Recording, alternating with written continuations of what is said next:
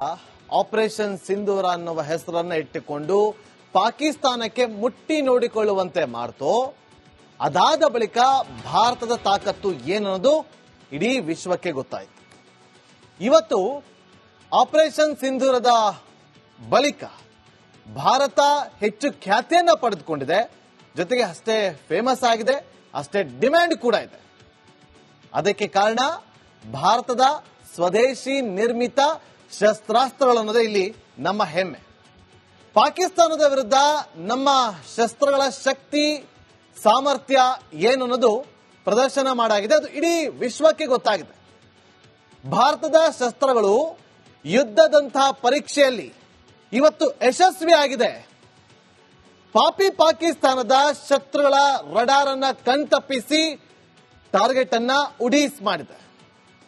ಅದು ಯಾವುದು ಅಂತಂದ್ರೆ ಬ್ರಹ್ಮೋಸ್ ಕ್ಷಿಪಣಿ. ಏರ್ ಡಿಫೆನ್ಸ್ ಸಿಸ್ಟಮ್ಗೂ ಕೂಡ ಸಿಗದೆ ಬ್ರಹ್ಮೋಸ್ ಕ್ಷಿಪಣಿ ದಾಳಿ ಮಾಡುತ್ತೆ. ನೋಡಿ, ಭಾರತ ಮತ್ತು ರಷ್ಯಾ ಇದನ್ನ ಜಂಟಿಯಾಗಿ ಉತ್ಪಾದನೆ ಮಾಡಿರೋದು.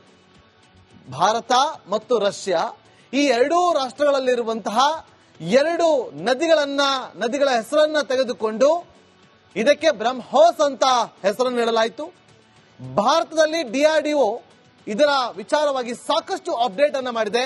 ಬ್ರಹ್ಮೋಸ್ ಕ್ಷಿಪಣಿಯ ಉತ್ಪಾದನೆಯಲ್ಲಿ ಮಹತ್ವದ ಕಾರ್ಯವನ್ನು ನೆರವೇರಿಸಿದೆ. ಇವತ್ತು ಬ್ರಹ್ಮೋಸ್ ಕ್ಷಿಪಣಿಗೆ ಬೇರೆ ಬೇರೆ ದೇಶಗಳಿಂದ ಡಿಮ್ಯಾಂಡ್ ಹೆಚ್ಚಾಗಿದೆ. ಕಾರಣ, ನೀವು ಆಕಾಶದಿಂದ ಬೇಕಾದ್ರೂ ಹೊಡಿಬಹುದು ಇದನ್ನ.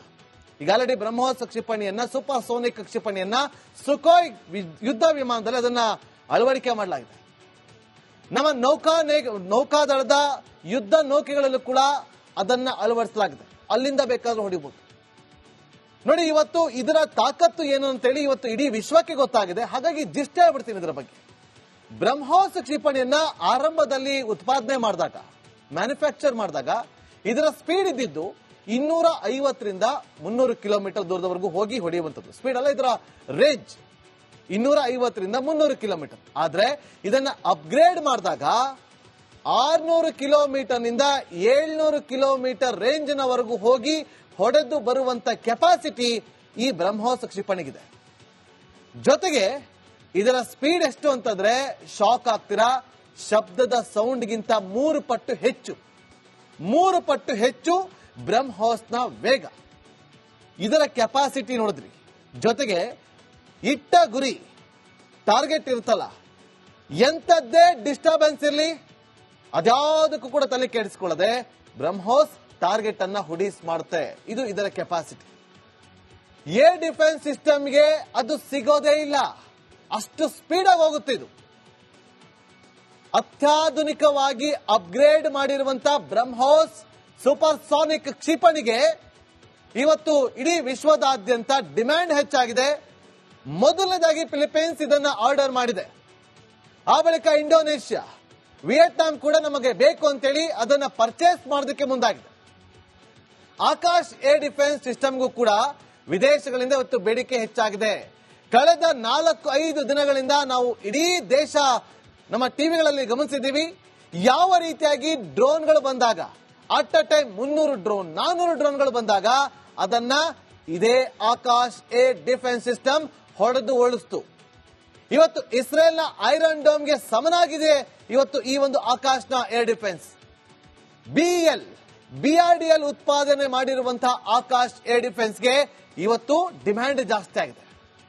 ಇದರ ಜೊತೆಗೆ ಆಂಟಿ ಡ್ರೋನ್ D4 ಸಿಸ್ಟಮ್ಗೂ ಕೂಡ ವಿದೇಶಗಳಿಂದ ಬೇಡಿಕೆ ಹೆಚ್ಚಾಗಿದೆ. ಡ್ರೋನ್ಗಳನ್ನ ಡಿಟೆಕ್ಟ್ ಮಾಡೋದು, ಅದನ್ನ ಡಿಟೇಲ್ ಮಾಡೋದು, ಡಿಸ್ಟ್ರಾಯ್ ಮಾಡೋದು ಈ ಸಿಸ್ಟಮ್ನ ಒಂದು ಕೆಪಾಸಿಟಿ. ಹಾಗಾಗಿ ಈ ಸಿಸ್ಟಮ್ಗೆ ಬಹಳ ಬೇಡಿಕೆ ಹೆಚ್ಚಾಗಿದೆ. ಇನ್ನು ನಾಗಾಸ್ತ್ರ, ಸ್ಕೈ ಸ್ಟ್ರೈಕರ್ ಅಸ್ತ್ರಗಳಿಗೂ ಕೂಡ ಸಿಕ್ಕಾಪಟ್ಟೆ ಬೇಡಿಕೆ ಆಗಿದೆ.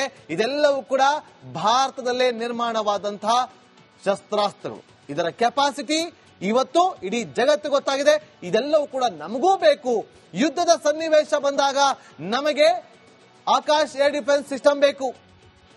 ಶಸ್ತ್ರಗಳನ್ನ ಹೊಡೆದು ಉಳಿಸೋದಕ್ಕೆ, ಶತ್ರುಗಳ ಟಾರ್ಗೆಟ್ ಅನ್ನ ಗುರಿಯಾಗಿಸಿಕೊಂಡು ಹೊಡೆಯೋದಕ್ಕೆ ಬ್ರಹ್ಮೋಸ್ ಬೇಕು. ಡ್ರೋನ್ಗಳನ್ನ ಹೊಡೆಯೋದಕ್ಕೆ ನಿಮ್ಮ ಸಿಸ್ಟಮ್ ನಮಗೆ ಅವಶ್ಯಕತೆ ಇದೆ ಅಂತೇಳಿ ಇವತ್ತು ಇಡೀ ವಿಶ್ವವೇ ಭಾರತದ ಮೇಲೆ ಡಿಮ್ಯಾಂಡ್ ಹೆಚ್ಚಾಗಿ ಭಾರತದ ಕಡೆ ಎಲ್ಲವೂ ಕೂಡ ತಿರುಗಿ ನೋಡುವಂತೆ ಮಾಡ್ತಾ ಇದೆ. ಇನ್ನು ನಾಯಿಬಾಲ ಡೊಂಕೆ ಅಂತೀವಲ್ಲ, ಅದು ಯಾಕೆ ಅಂತ ಹೇಳ್ತೀವಿ. ಆಪರೇಷನ್ ಸಿಂಧೂರ ಅನ್ನುವ ಹೆಸರನ್ನ ಇಟ್ಟುಕೊಂಡು ಪಾಕಿಸ್ತಾನಕ್ಕೆ ಮುಟ್ಟಿ ನೋಡಿಕೊಳ್ಳುವಂತೆ ಮಾಡ್ತೋ, ಅದಾದ ಬಳಿಕ ಭಾರತದ ತಾಕತ್ತು ಏನನ್ನೋದು ಇಡೀ ವಿಶ್ವಕ್ಕೆ ಗೊತ್ತಾಯಿತು. ಇವತ್ತು ಆಪರೇಷನ್ ಸಿಂಧೂರದ ಬಳಿಕ ಭಾರತ ಹೆಚ್ಚು ಖ್ಯಾತಿಯನ್ನ ಪಡೆದುಕೊಂಡಿದೆ, ಜೊತೆಗೆ ಅಷ್ಟೇ ಫೇಮಸ್ ಆಗಿದೆ, ಅಷ್ಟೇ ಡಿಮ್ಯಾಂಡ್ ಕೂಡ ಇದೆ. ಅದಕ್ಕೆ ಕಾರಣ ಭಾರತದ ಸ್ವದೇಶಿ ನಿರ್ಮಿತ ಶಸ್ತ್ರಾಸ್ತ್ರಗಳನ್ನೋದೇ ಇಲ್ಲಿ ನಮ್ಮ ಹೆಮ್ಮೆ. ಪಾಕಿಸ್ತಾನದ ವಿರುದ್ಧ ನಮ್ಮ ಶಸ್ತ್ರಗಳ ಶಕ್ತಿ ಸಾಮರ್ಥ್ಯ ಏನನ್ನೋದು ಪ್ರದರ್ಶನ ಮಾಡಾಗಿದೆ, ಅದು ಇಡೀ ವಿಶ್ವಕ್ಕೆ ಗೊತ್ತಾಗಿದೆ. ಭಾರತದ ಶಸ್ತ್ರಗಳು ಯುದ್ಧದಂತಹ ಪರೀಕ್ಷೆಯಲ್ಲಿ ಇವತ್ತು ಯಶಸ್ವಿಯಾಗಿದೆ. ಪಾಕಿಸ್ತಾನದ ಶಸ್ತ್ರಗಳ ರಡಾರ್ ಅನ್ನ ಕಣ್ತಪ್ಪಿಸಿ ಟಾರ್ಗೆಟ್ ಅನ್ನ ಉಡೀಸ್ ಮಾಡಿದೆ. ಅದು ಯಾವುದು ಅಂತಂದ್ರೆ ಬ್ರಹ್ಮೋಸ್ ಕ್ಷಿಪಣಿ. ಏರ್ ಡಿಫೆನ್ಸ್ ಸಿಸ್ಟಮ್ಗೂ ಕೂಡ ಸಿಗದೆ ಬ್ರಹ್ಮೋಸ್ ಕ್ಷಿಪಣಿ ದಾಳಿ ಮಾಡುತ್ತೆ. ನೋಡಿ, ಭಾರತ ಮತ್ತು ರಷ್ಯಾ ಇದನ್ನ ಜಂಟಿಯಾಗಿ ಉತ್ಪಾದನೆ ಮಾಡಿರೋದು. ಭಾರತ ಮತ್ತು ರಷ್ಯಾ ಈ ಎರಡೂ ರಾಷ್ಟ್ರಗಳಲ್ಲಿರುವಂತಹ ಎರಡು ನದಿಗಳ ಹೆಸರನ್ನ ತೆಗೆದುಕೊಂಡು ಇದಕ್ಕೆ ಬ್ರಹ್ಮೋಸ್ ಅಂತ ಹೆಸರನ್ನು ನೀಡಲಾಯಿತು. ಭಾರತದಲ್ಲಿ DRDO ಇದರ ವಿಚಾರವಾಗಿ ಸಾಕಷ್ಟು ಅಪ್ಡೇಟ್ ಅನ್ನ ಮಾಡಿದೆ. ಬ್ರಹ್ಮೋಸ್ ಕ್ಷಿಪಣಿಯ ಉತ್ಪಾದನೆಯಲ್ಲಿ ಮಹತ್ವದ ಕಾರ್ಯವನ್ನು ನೆರವೇರಿಸಿದೆ. ಇವತ್ತು ಬ್ರಹ್ಮೋಸ್ ಕ್ಷಿಪಣಿಗೆ ಬೇರೆ ಬೇರೆ ದೇಶಗಳಿಂದ ಡಿಮ್ಯಾಂಡ್ ಹೆಚ್ಚಾಗಿದೆ. ಕಾರಣ, ನೀವು ಆಕಾಶದಿಂದ ಬೇಕಾದ್ರೂ ಹೊಡಿಬಹುದು ಇದನ್ನ. ಈಗ ಆಲ್ರೆಡಿ ಬ್ರಹ್ಮೋಸ್ ಕ್ಷಿಪಣಿಯನ್ನ, ಸೂಪರ್ ಸೋನಿಕ್ ಕ್ಷಿಪಣಿಯನ್ನ ಸುಖೋಯ್ ಯುದ್ಧ ವಿಮಾನದಲ್ಲಿ ಅದನ್ನ ಅಳವಡಿಕೆ ಮಾಡಲಾಗಿದೆ. ನಮ್ಮ ನೌಕಾದಳದ ಯುದ್ಧ ನೌಕೆಗಳಲ್ಲೂ ಕೂಡ ಅದನ್ನ ಅಳವಡಿಸಲಾಗಿದೆ. ಅಲ್ಲಿಂದ ಬೇಕಾದ್ರೂ ಹೊಡಿಬಹುದು. ನೋಡಿ, ಇವತ್ತು ಇದರ ತಾಕತ್ತು ಏನು ಅಂತೇಳಿ ಇವತ್ತು ಇಡೀ ವಿಶ್ವಕ್ಕೆ ಗೊತ್ತಾಗಿದೆ. ಹಾಗಾಗಿ ಜಿಸ್ಟ್ ಹೇಳ್ಬಿಡ್ತೀನಿ ಇದರ ಬಗ್ಗೆ. ಬ್ರಹ್ಮೋಸ್ ಕ್ಷಿಪಣಿಯನ್ನ ಆರಂಭದಲ್ಲಿ ಉತ್ಪಾದನೆ ಮಾಡಿದಾಗ, ಮ್ಯಾನುಫ್ಯಾಕ್ಚರ್ ಮಾಡಿದಾಗ ಇದರ ಸ್ಪೀಡ್ ಇದ್ದಿದ್ದು 250ರಿಂದ 300 ಕಿಲೋಮೀಟರ್ ದೂರದವರೆಗೂ ಹೋಗಿ ಹೊಡೆಯುವಂಥದ್ದು ಸ್ಪೀಡ್ ಅಲ್ಲ, ಇದರ ರೇಂಜ್ 250ರಿಂದ 300 ಕಿಲೋಮೀಟರ್. ಆದ್ರೆ ಇದನ್ನ ಅಪ್ಗ್ರೇಡ್ ಮಾಡಿದಾಗ 600 ಕಿಲೋಮೀಟರ್ನಿಂದ 700 ಕಿಲೋಮೀಟರ್ ರೇಂಜ್ನವರೆಗೂ ಹೋಗಿ ಹೊಡೆದು ಬರುವಂತ ಕೆಪಾಸಿಟಿ ಈ ಬ್ರಹ್ಮೋಸ್ ಕ್ಷಿಪಣಿಗಿದೆ. ಜೊತೆಗೆ ಇದರ ಸ್ಪೀಡ್ ಎಷ್ಟು ಅಂತಂದ್ರೆ, ಶಾಕ್ ಆಗ್ತೀರಾ, ಶಬ್ದದ ಸೌಂಡ್ಗಿಂತ 3 ಪಟ್ಟು ಹೆಚ್ಚು ಬ್ರಹ್ಮೋಸ್ನ ವೇಗ. ಇದರ ಕೆಪಾಸಿಟಿ ನೋಡಿದ್ರಿ. ಜೊತೆಗೆ ಇಟ್ಟ ಗುರಿ, ಟಾರ್ಗೆಟ್ ಇರುತ್ತಲ್ಲ, ಎಂಥದ್ದೇ ಡಿಸ್ಟರ್ಬೆನ್ಸ್ ಇರಲಿ ಅದ್ಯಾವುದಕ್ಕೂ ಕೂಡ ತಲೆ ಕೆಡಿಸಿಕೊಳ್ಳದೆ ಬ್ರಹ್ಮೋಸ್ ಟಾರ್ಗೆಟ್ ಅನ್ನ ಹುಡೀಸ್ ಮಾಡುತ್ತೆ. ಇದು ಇದರ ಕೆಪಾಸಿಟಿ.